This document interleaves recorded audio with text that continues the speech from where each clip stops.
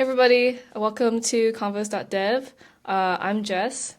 Hey, I'm Chris. We're two friends that talk about life and tech and everything in between. And today we're going to talk about launches and all the work that goes into them, especially from our perspective, we're both DevRels. Chris just had a huge launch at his company, so I'm actually curious to hear about all the stuff that he did because he's been very, very, very busy. And I Yeah, just want to know what's been going on. I'm not sure what's been going on. It's been a busy stretch though.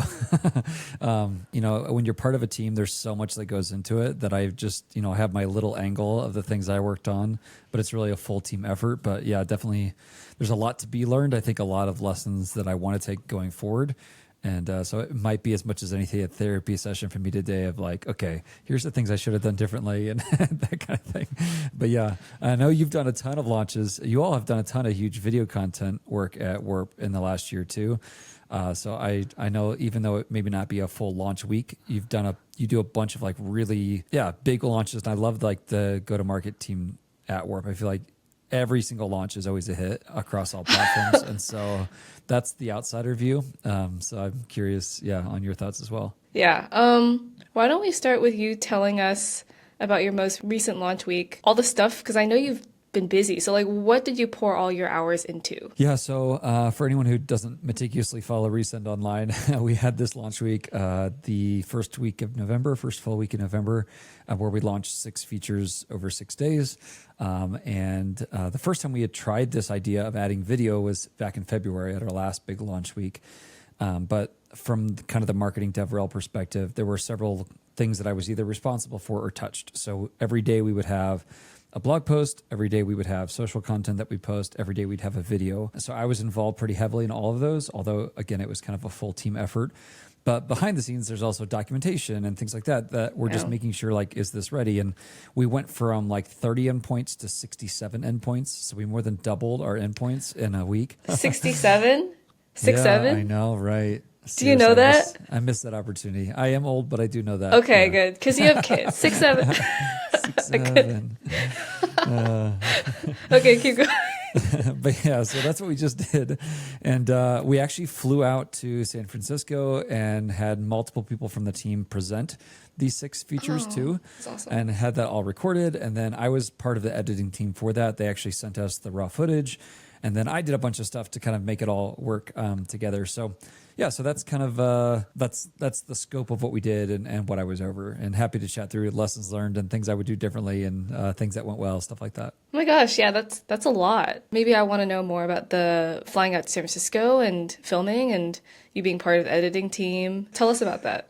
Yeah, well, some of it kind of happened because of the way we tried to start it and it wasn't working well. So we shifted like like any quick team does. But we flew out and wrote the scripts. We actually tried to write the blog posts first because the blog post is obviously announcing the same thing as the script. But as we got to the actual editing process, realized that like the blog posts weren't quite right. So we kind of ended up rewriting the scripts and then having to rewrite the blog post. So that's one thing I would definitely change. But trying to really cut scope, I think earlier would have helped us. The Friday before, we actually did like a table reading online, which was kind of fun to talk through it. And like people had to read to each other. And then someone would say like, that doesn't sound right. Or, that doesn't connect with me. What are you trying to say? And so we did a lot of like editing, even in the days leading up to it. And then the team we worked with had a full professional video setup and they had a teleprompter. So once we kind of got the script finalized, it was just a matter of shooting and they were awesome to work with. So that's what we did to start with. Shot all those videos. It took us about a day. I think it was like maybe 6.5 hours of shooting. And then they were awesome, really quick to turn that around. We had 2 angles. So that way you could, get mistakes in and not have to reshoot every section and just make it more interesting visually as well. They gave us a first cut of all those and sent that back to us. And then the original plan was we were going to send them UI and different things we wanted on screen, send it to them. They would do the editing, send it back to us. But because of the tight timeline, we only had like 2 revisions. And very quickly it became apparent that either the UI wasn't quite ready yet, or it's like, we're going to need some more touches on this. So we decided to bring that part in-house. So once they gave us the final cut of the video, then I took that and with our design team, created all the visuals and added in all the UI, did all the screencasting there. And then we did on that first video, probably 15 rounds of edits internally. And then once we had the first one set, the other ones didn't have quite the level of editing involved. And then we did a kind of a massive video at the end where we pushed them all together so you could kind of see everything we launched in 15 minutes. So that was kind of the process of shooting it and the editing flow that we ended up arriving in. But I learned a lot, and it'll be one of the fun things I show later today. Yeah, that is crazy and awesome. I've probably done something similar at Warp, although I think maybe I had a little bit more help. There's like this like small layer, which is like the thing that you're trying to launch. But then there suddenly becomes this huge layer of like production, like filming, production, editing. And I'm curious, like going back, do you think it's worth it? Would you do it again? Do you think the message got across? Like, I think I've landed in a spot where I'm like, it's great. Would I do it again? It would have to be a really big launch. Yeah, I think definitely one of my major takeaways is to simplify the whole process. If we'd started from the beginning of saying like, let's shoot this video, we were already going to NextConf, so it was very easy to just arrive a day early, shoot the video. Yeah. So that's what we did. So it wasn't just that we flew out for that, or probably wouldn't be worth it. But having NextConf already there kind of made a nice centralization for the team. So if we could just get the video and we planned ahead of time to just do the rest of the edits in-house, I think that would have simplified stuff quite a bit. And we could have started working on a lot of the process earlier. So I think I'm okay with it as long as we kind of plan for that ahead of time. I think secondly, realizing that like cutting scope earlier in the product would have really helped us, because even script writing, we're having to write the script around the product and guessing where we're going to be in 3 weeks or whenever it was actually going to be ready. And I think we really needed a hard fast before we had the script ready. So it could be more impactful. We could write something that would connect better with the actual product itself instead of staying in some ways more theoretical. I think It did communicate well to people, and it's such a visual. A lot of the changes were so visual that we kind of needed to show it no matter what. So it was either going to be like a static screen recording or somebody kind of announcing it. So I think overall I would do it again with those caveats in place of an earlier cutoff date. It kind of pencils down on coding and design, and then the actual plan to bring it in-house. And that would have allowed us to start working on a lot of the assets earlier, so that hopefully the editing wouldn't have had to be so smashed. I feel like production companies don't tend to have like a specifically technical person in their team. And Sure. so that's always been the biggest issue as well when working with a external production team. It's like the amount of time it takes for you to relay what you need to be shown, it just makes more sense for you to do it. But also it is kind of a waste for a rel to simply be doing editing just because your skill set is so much more than that. So it's like a hard situation to be in, I guess. Yeah, I think if we had a lot of time for it, planned on me doing that, it would have been easier to swallow. But because we kind of had to pivot to that, everything I was doing had to be done by somebody else. So I think that was probably the hardest part internally, is like just the frustration or the pressure internally. And, we all get along really well, but obviously it strains relationships when you're like, I need this last second. And they're like, I need this last second. And, you're going back and forth. And a lot of that was because suddenly I had, 40 hours of work I didn't plan on doing. How long do you think the whole launch week to prepare for took as a whole? And how, in that time, how many hours average a day or a week or whatever do you think you were working? So we started about a month and a half ahead of time, starting to write blog posts and that kind of stuff. So I would say the weeks leading up to it, it was just a couple of hours a week, maybe 5 to 10 hours a week, where I was thinking through stuff. We were writing documentation, trying to test the product itself. And then as we got closer to shooting the video, it became pretty much all I did. And the last several weeks definitely was kind of the majority of my work. It's hard because I'm also still posting stuff regularly every day as well. So I don't know. I'd say probably 75% of my day was taken up with it until launch week itself. And obviously that week was entirely focused on launch week. I don't know how many hours a week. I would guess, it was definitely more than normal, probably 20% more than my average hours, whatever those happen to be.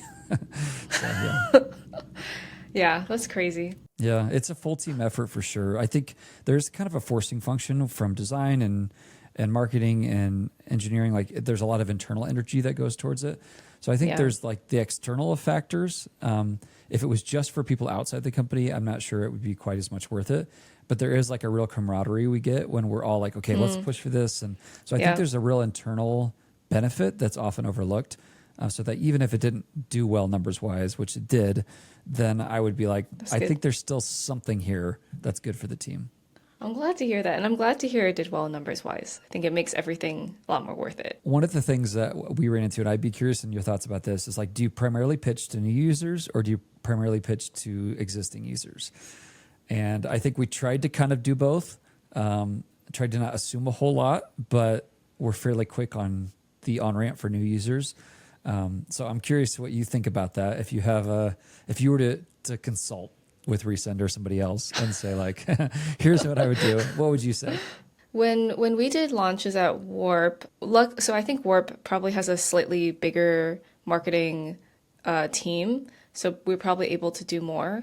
But we did both arms. So we did, I guess, purely, let's just say, to the new users, where maybe a launch would include a billboard campaign or something, where I think one of our billboards was literally a meme that was like, you can just do things or whatever, Yeah, I remember which that was one. like above the Shell gas station in San Francisco, which is like, Yeah. okay, that's to new users, right? And we also did the cowboy campaign where Zach, our CEO, went to, I think it was like LA to film like in a Western studio area. And Which, by the that, way, I told Zeno when I saw that, I just dropped it in Slack and said, Zeno on a horse when? And I've heard I mean, nothing. So honestly, I he should signed up do for it. that. But yeah, that's for new users, right? It's more Yeah. marketing, it's more fun and brand stuff. But then on the same studio, we also made sure Zach would film a couple other videos where one was like a 3 to 5 minute video where he's going over the features that have launched. And then it would be either me or somebody in house doing the screen recordings and overlaying it. And then there was a third video where he actually sat down with one of our head engineers and did like an actual kind of like live coding thing. So there's actually 3 videos that were produced from that shoot. One was like the pure marketing for pure user, like new users, the middle type video where it's just like, here's feature A, here's feature B, here's feature C, here's what it looks like. And then the third one is like, okay, we're going to code something with these features. We were lucky enough to have like a really good team to like decide we're doing that and write the scripts and everything, and also bring an engineer to help like kind of pair with Zach and do that. Yeah, I think that's how we approached it. And then of Yeah. course all the stuff that you said like around docs and blogs and stuff like that. My opinion on launches is just very interesting. I have this philosophy where if a feature actually is wanted, sometimes we'll just post a tweet about it and it will just naturally get so much attention. And it shocked me because I'm just like, oh, it's just a 5 second screen studio recording that was just like, this has launched. And you can just tell immediately by the number of likes and impressions it gets. People are just like, oh, I'm really excited about this, even though we put no effort into the launch of that tweet. Right. Versus sometimes we launch something, and to be honest, I think in my time of Warp, we have packaged things into launches that were kind of like smoke and mirrors, in my opinion. It's like things that I'm just like, oh, these are just like a couple of features that are like cool, but whatever. But we tried to make it into a package. And you can tell from the reception that it's like, okay, people can tell. So I don't know. It's interesting. Yeah. Yeah. It is. There's not always a direct correlation between the amount of energy you put in something and the amount of attention that it naturally gets. One of the Yeah. most frustrating things to me is like when we get something pulled the last second for a day where I'm supposed to post something, and I throw together something in literally 3 minutes, and it Yep. goes crazy, and I'm like, why, why is this Exactly. doing so well?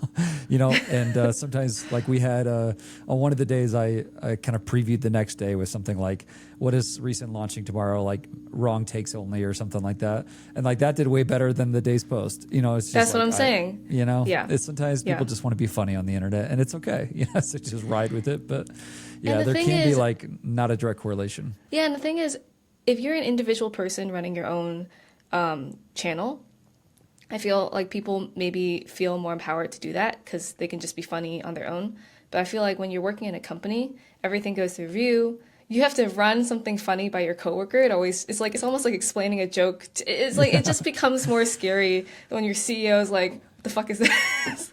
Like, you know what I'm saying? And then yeah, so and then you're also representing, like, your investors will see it and things like that, right? It's harder. Yeah, And so that's, yeah, it's difficult. but you got Zach on a horse, so I feel like you win. I did That's what not. I've I did learned. not. That was one of my coworkers. Olivia and Chris. Yeah, they're really good, like creative marketing brand and stuff. So, any other last thoughts you want to call out? I know we only scratched the surface, but Yeah, it was mostly like just descriptive of kind of what we did, I guess, as far as a couple things to like pay attention to, I guess, is like considering both existing and new users. We ended up kind of skewing towards new users, and then I did a video just myself the next week talking through like, here's how you'd bring this stuff over to from an existing repo. And so that I think tried to hit kind of existing users. So that's one thing. I already mentioned cutting scope earlier, and making sure that you kind of got full team buy-in. I think probably the biggest thing is just like taking care of relationships internally. Like I said, for us, I think a lot of the benefit is internal relationships. And so how dumb would it be to hurt internal relationships over a week of launch? Like the relationship is way more important than that. And so, the way that I you're think, talking about this, what happened? Like Oh, I feel like is there anything no, I don't mean it in a bad way. I just mean like there were some times where it's just like everyone's working full time and you're like, okay, I'm having to ask for this late. I'm getting this late. And just remembering those relationships are more important than the launch is all. Yeah. That's fair. Was there any outward annoyance or was it more just like, hey, we're all just tired and frustrated, or was there anyone that or I don't know. No, not really. I mean, there were times where I was like, hey, I'm so sorry I have to ask for this so late. And there were times where somebody was like, hey, I'm already off for the day. I can't really do anything. And I'm like, well, I really have to have this for tomorrow. You know, those kinds of things. But Got it. Yeah. I don't think there was any bad blood or anything like that. It's just remembering that like the people that you work with, like this is why we do it. And I don't know, I think Resend has the best people. And so just prioritizing that over like pushing out one more marketing thing or, one more little extra. So I think for me, a lot of it was just like a reminder this launch week, like we're all doing our best. We're all working as hard as we can. So yeah, not so much a takeaway from something bad, but just like a reminder afterwards as we did our recap. That was one of the things we talked about. Like, let's always remember like this is what matters right here. And so I think there's a real spirit of cooperation, but I think it's easy in those high pressure times to forget that. Yeah. And the goal ends up being getting the thing out instead of like together, moving. Yeah, I feel that 100%. And like, I'm gonna give a shout out to one of my old coworkers at Warp, Hong Yi. If he's never gonna watch this podcast, but he would always say like, "How can I take things off your plate? How can I take things off your plate?" Like he always said that.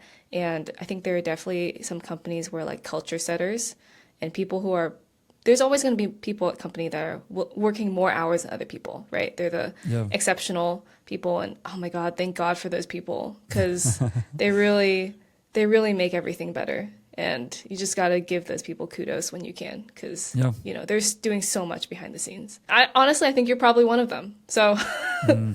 Well, you don't know, and I'm not going to tell you, but the answer is probably not. All right, probably what tools yes. do you have? Okay, let's see.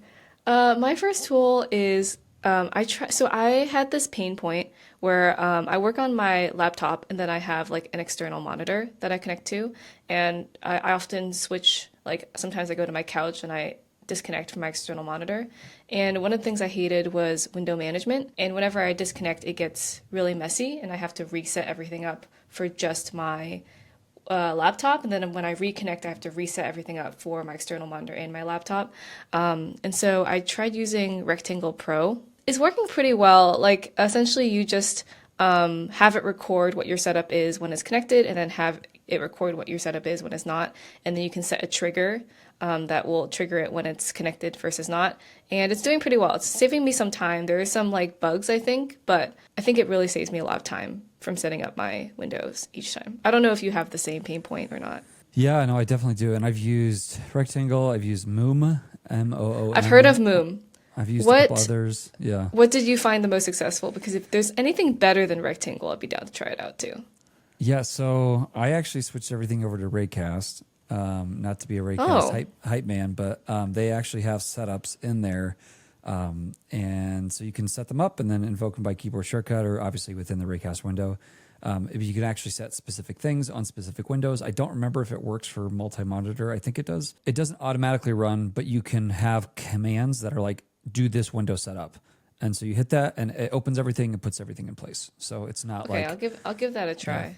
My tool comes from launch week. I think I'd mentioned actually on a recent episode, Flask.do. Okay. And that's what I used actually during launch week for our team. You have to, right now at least, upload them as unlisted YouTube videos if you don't have a pro account. I think they're opening space eventually for Google Drive. The advantage is not only can you zoom in on specific sections and add text, but you can actually respond via video and screen record and like show what you mean and like interact in that kind of way. And there's kind of an interesting threading and tagging system. So it was fun to play with. I think having to upload stuff as YouTube videos that are unlisted right now is kind of like, and I don't really want to pay for it. So I think if you pay for it, you can obviously upload stuff directly there.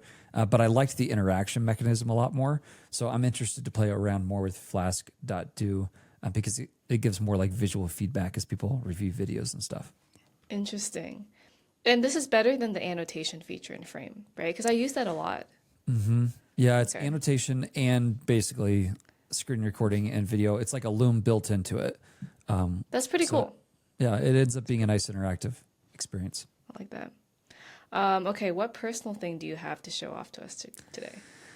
So I thought I would just show off the DaVinci Resolve mess that I made to make these little glass orbs. I know I already sent it to you, Jess, and I'll make sure to include a picture. But I'm sure somebody somewhere knows how to do this better than what I did. But it was really fun to figure this out. I followed a YouTube tutorial, and then I basically customized a bunch of stuff after that. But it was really cool to be able to play with DaVinci Resolve in this fusion mode. And I got to make these little glass orbs that as the video was going on behind it, like interacted with it, even like splitting the red, green, and blue colors a little bit. So it looked like a real glass orb and adding like diffusion and all this kind of extra blur and shadows. And so it was really fun to play with. And I don't really know what all this does, but it looked okay when we were done. And nobody knows that an amateur figured it out. So that was my show and tell. And yeah, I'll send you the picture to add to that video. Yeah, it's awesome. It's cool because I took a graphics animation class in my senior year of college. Oh, It was cool. so hard. Like lighting in itself is Yeah. crazy. I pretty sure I like almost failed that class. I You was know, very don't stressed ask with trying me to. how to do anything else, but I did that and now I'm done. That's awesome. Mine is obviously sports related. I'm just gonna show the camera Naturally. because so right there. So my team and I went to a tournament in Vancouver called MILP for pickleball, and we won gold. And now we are going to nationals in Dallas in 2 weeks to compete for our kind of division. So I'm really excited about that. Yeah. Jess needs to stop winning gold at everything she does. So I would like, if you do also believe the same, if you could comment below, that would be excellent. I Every got time it's like, carried. I won gold today. I won I gold got carried yesterday. hard. I got carried hard by my partner on this one. Yeah. But it was I don't really think fun. so. Well, congrats. That's awesome. Thank you. All right, so that wraps up our episode on DevRel launches, launch week, tech. As always, make sure to check out all the socials in the links below. Make sure to comment or email us if you have any questions or topics that you want us to cover. Thanks for tuning in. See ya.